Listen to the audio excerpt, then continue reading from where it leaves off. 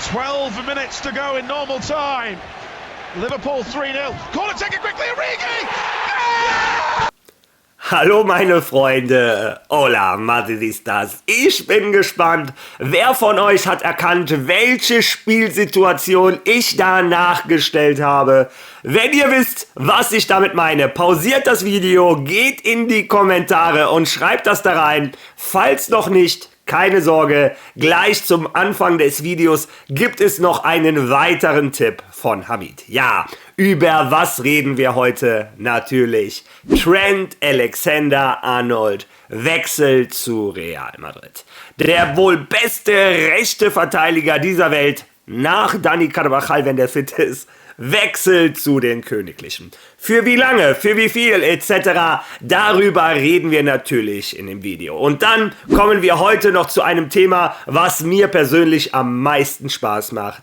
Die Jugendarbeit von Real Madrid. Denn 3 unserer Spieler sind nominiert für den Golden Boy. Wer das ist und wem ich die besten Chancen ausrechne, das besprechen wir natürlich auch in dem Video. Und dann habe ich euch vorgestern in meinem Video gesagt, dass Álvaro Arbeloa, der neue Trainer von Real Madrid Castilla, und Xabi Alonso, unser neuer Trainer, sehr gute Freunde sind und die Arbeit zwischen der Jugendakademie von Real Madrid und der ersten Mannschaft dieses Jahr eine ganz andere wird. Und meinen Worten sind auch Taten gefolgt, denn Real Madrid nimmt 6 Spieler aus der Jugendakademie mit zur Club-WM. 4 Spieler von Real Madrid Castilla, die kennt ihr inzwischen schon alle, aber 2 Spieler direkt aus der A-Jugend von Álvaro Arbeloa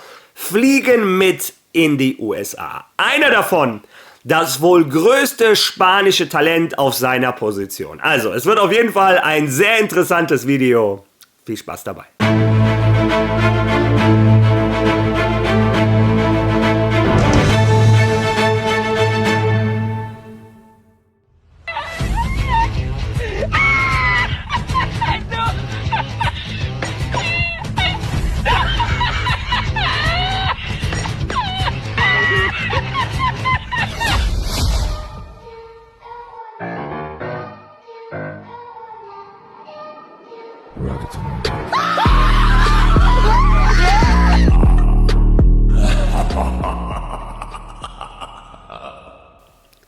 Ja, wie versprochen, das war der andere Tipp von Hamid und ich glaube, jeder hat inzwischen erkannt, welche Spielsituation ich inzwischen meine. Ja, was soll ich euch sagen? Trent Alexander-Arnold wechselt zu Real Madrid. Gestern hat es Real Madrid offiziell verkündet. Und auf der einen Seite bin ich stolz, weil ich glaube, ich bin der Kanal, der es deutschlandweit als allererster Anfang Januar schon mit euch geteilt hat. Das macht mich natürlich extrem glücklich. Auf der anderen Seite, dadurch, dass wir es schon so lange irgendwie wissen, fühlen wir, glaube ich, nicht die Freude, die wir fühlen müssten. Hätte man mir vor 2 Jahren gesagt, Trent wechselt zu Real Madrid, ich wäre im Dreieck gesprungen. Ich hätte es nicht glauben können. Trent Alexander-Arnold ist eine Benchmark, ist ein Spieler, der als rechter Verteidiger Spiele entscheiden kann. Und ich glaube, es gibt nicht viele auf der Welt, die das von sich behaupten können. Und dazu, nebenbei, wird er auch noch das größte Problem, was Real Madrid in dieser Saison hatte, den Spielaufbau drastisch verbessern. Es ist der rechte Verteidiger mit dem wohl besten Fuß auf diesem Planeten. Seine Diagonalpässe, seine Pässe in die Tiefe, seine Ecken, seine Freistöße. Trent Alexander-Arnold ist eine Waffe. Eine Waffe, die nächste Saison vorne ein Kylian Mbappé, ein Vinny etc. in die Tiefe sticken kann, den Kopf von Bellingham bei Flanken suchen kann. Er ist einfach ein Gamechanger für Real Madrid. Und wenn wir Madridistas bedenken, dass wir wechseln von einem Lucas Vázquez mit über 2000 Minuten und einem Fede Valverde, versteht mich nicht falsch, der hat das super gemacht, aber der fehlte dadurch im Mittelfeld, zu einem Abwehrduo von Trent Alexander-Arnold und Dani Carvajal. Also unglaublich. Und am liebsten würde ich auch noch sagen, das Ganze kostenlos, aber das stimmt nicht so ganz. Real Madrid, wie gesagt, hat ein offizielles Statement gebracht. Lesen wir uns das zusammen einmal durch.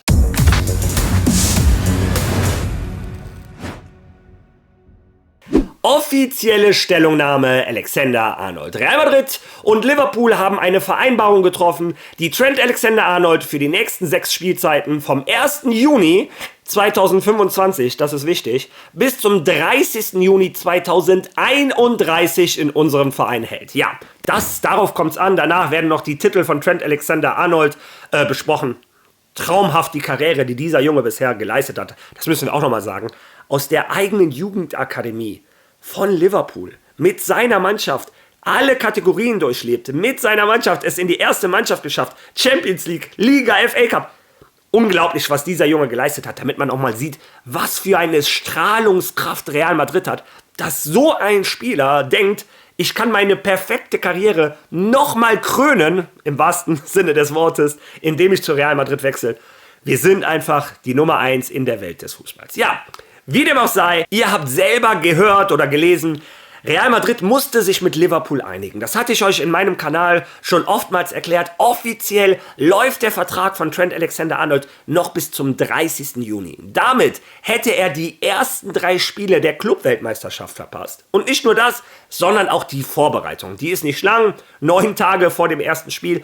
Er hätte das komplett verpasst. Und Real Madrid greift dafür tief in die Taschen. Es gibt verschiedene Quellen. Ich könnte euch jetzt versuchen zu veräppeln, denn einige Quellen reden davon, dass Madrid 5 Millionen Euro dafür bezahlt hat. Andere Quellen, denen ich wesentlich mehr Vertrauen schenke, ein Fabrizio Romano, ein Mario Cortegana etc., haben gesagt, Real Madrid zahlt für diesen einen Monat 8,5 Millionen Pfund, also circa 10 Millionen Euro. Und ganz ehrlich, das ist mir persönlich viel zu viel. Selbst die 5 Millionen wären mir persönlich schon zu viel gewesen für einen Monat. Aber seid euch auch darüber bewusst, Madrid zahlt dieses Geld nicht nur für diesen einen Monat. Real Madrid hat das damals bei Fenerbahce und dem Transfer von Arda Güler auch schon gemacht. Und zwar mehr bezahlt als die Ausstiegsklausel des Türken. Arda Güler hatte damals persönlich darum gebeten. Madrid hat das natürlich gemacht. Also, Madrid zahlt diese Summe aus 3 Gründen. Grund Nummer 1, natürlich, dass sie den Spieler vorher haben. Grund Nummer 2, und zwar die institutionellen Verhältnisse zwischen Real Madrid und Liverpool. Real Madrid möchte ein Liverpool quasi nicht mit leeren Händen dastehen lassen für einen Spieler, der komplett von Liverpool ausgebildet wurde, der zu dem Spieler gemacht wurde, der er ist. Und es kann in Zukunft immer wieder mal passieren, dass Real Madrid und Liverpool für irgendwelche Spieler an den Verhandlungstisch treten. Und Real Madrid ist es das wichtigste Nummer 1, immer ein gutes Verhältnis mit anderen Mannschaften zu haben. Und Punkt Nummer 3, die Club-WM. Diese Zahlung ist ein klares Statement, wie wichtig die Club-WM für Real Madrid ist. Das ist auch ein klares Zeichen an Xabi Alonso. Wir geben dir die bestmögliche Mannschaft für dieses Turnier. Wir dürfen nicht vergessen, diese Club-WM zahlt den Mannschaften, die es aus der Gruppenphase schaffen, zumindest Real Madrid, wenn sie es schaffen würden, schon über 60 Millionen Euro.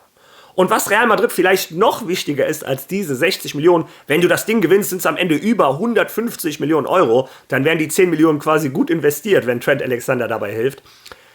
Wer dieses Turnier gewinnt, hat die nächsten 4 Jahre dieses Patch. 4 Jahre bist du der erste Club-Weltmeister. Und das ist das Wichtigste für Real Madrid, für Florentino Perez. Ich sage es euch in jedem zweiten Video, aber es ist wichtig, dass wir verstehen, diese Club-WM ist für Madrid in dieser Saison der wichtigste Titel. Und Real Madrid versucht ihrem neuen Trainer Xabi Alonso alle möglichen Waffen in die Hand zu geben. Neben Trent Alexander-Arnold soll jetzt auch bald Lucas Vázquez mit Perücke kommen. Wir reden natürlich über Álvaro Carreras. Ja, bin ich gespannt, was eure Meinung zu dieser Zahlung ist, was eure Meinung allgemein zum Transfer ist. Seid ihr glücklich, dass er wirklich da ist, oder habt ihr euch schon ein bisschen dran gewöhnt, weil es nur noch der Frage der Zeit war? Und was sagt ihr zu den 10 Millionen? Lasst das bitte in den Kommentaren. Und wenn ihr schon mal da seid, dann könnt ihr auch direkt aufs nächste Thema eingehen, denn 3 Spieler von Real Madrid sind unter den letzten 100 für den Golden Boy. Diese 3 Spieler sind Dean Huijsen, Endrick und Arda Güler. Und wenn ich ganz ehrlich bin, rechne ich allen 3 Spielern sehr, sehr geringe Chancen aus. Zum einen liegt es daran, dass Dean Huijsen, der hat eine super Saison gespielt, bei Bournemouth gespielt hat. Es ist, glaube ich, schwer, dass ein Spieler aus Bournemouth so einen großen Titel gewinnt, erst recht ein Verteidiger. So einen Titel kriegen meistens Mittelfeldspieler oder offensive Spieler. Und der zweite Grund, warum Real Madrid da schlechte Chancen hat oder diese Spieler, ist meiner Meinung nach auch ein Carlo Ancelotti. Ich will nicht nachtreten oder irgendwas in der Art, aber wir alle haben gesehen, wie wenig Chancen ein Endrick und ein Arda Güler in dieser Saison bekommen haben. Was ein Arda Güler alles machen musste, um endlich am Ende Stammspieler zu werden. Hätte ein Carlo Ancelotti Anfang der Saison durchgezogen und diesen Jungs ihr Vertrauen geschenkt, glaube ich persönlich, dass Arda Güler sich dieses Ding geholt hätte. Allerdings, nicht zu vergessen, der Junge wird gerade erst 20, jetzt kommt die Saison unter Xabi Alonso und ich hoffe mal, dass wir uns in einem Jahr darüber unterhalten, welchen Anzug wir zur Feier von Arda Güler anziehen werden. Also, das ist aber eine persönliche Meinung.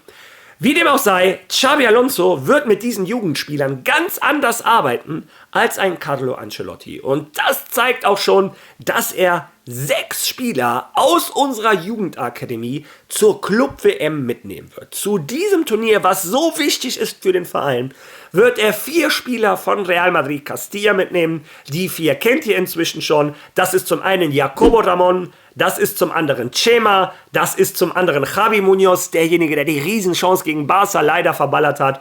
Und natürlich Gonzalo Garcia, dem Stürmer, der bei diesem Turnier wesentlich mehr Chancen kriegen könnte als die anderen alle zusammen, weil, wie wir gehört haben, ein Endrick unter anderem auch ausfallen wird. Ja, aber da hört es bei Xabi Alonso nicht auf. Er nimmt auch 2 Jugendspieler aus der A-Jugend direkt von Álvaro Arbeloa mit zur Club-WM. Einer von den beiden hat noch nicht mal bei Real Madrid debütiert. Und zwar nimmt er auf der einen Seite Diego Aguado mit, den linken Verteidiger, Innenverteidiger. In der A-Jugend war er eher linker Verteidiger, aber davor in den Saisons eher Innenverteidiger. Der 18-Jährige, ein Riesentalent, eins der größten Talente Spaniens auf seiner Position, hat für Real Madrid schon im Pokal in der ersten Runde debütiert, hat ein anständiges Spiel gemacht, linker Fuß und weiß Gott, wenn er Real Madrid weiter so überzeugt, vielleicht nächstes Jahr eine Alternative zu Álvaro Carreras, denn auch ein Diego Aguado kann sowohl den linken Verteidiger spielen, als auch in einer Dreierkette den linken Innenverteidiger. Also ein Gewinn für die Mannschaft von Xabi Alonso. Ich drücke dem Jungen alle Daumen. Für den ich mich aber noch mehr freue, ist Jesús Fortea.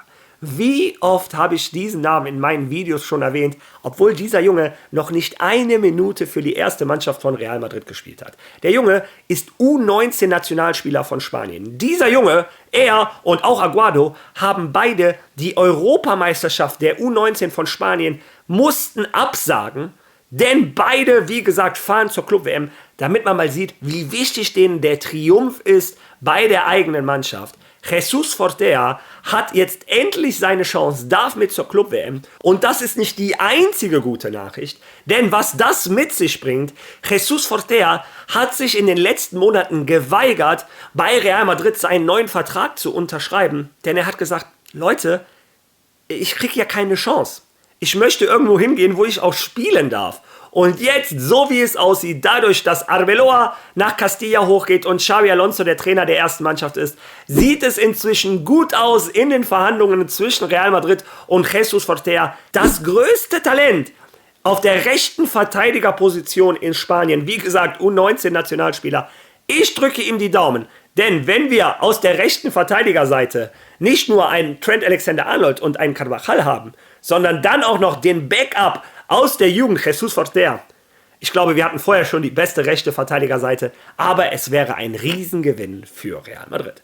Ja, Leute, das ist, was es aktuell zu Real Madrid zu sagen gibt. Morgen unterhalten wir uns noch ein bisschen über Endrick, denn er soll eventuell verliehen werden. Wir unterhalten uns über Vallejo, er ist offiziell nicht mehr Spieler von Real Madrid, aber ich wollte nicht zu viel in ein Video packen.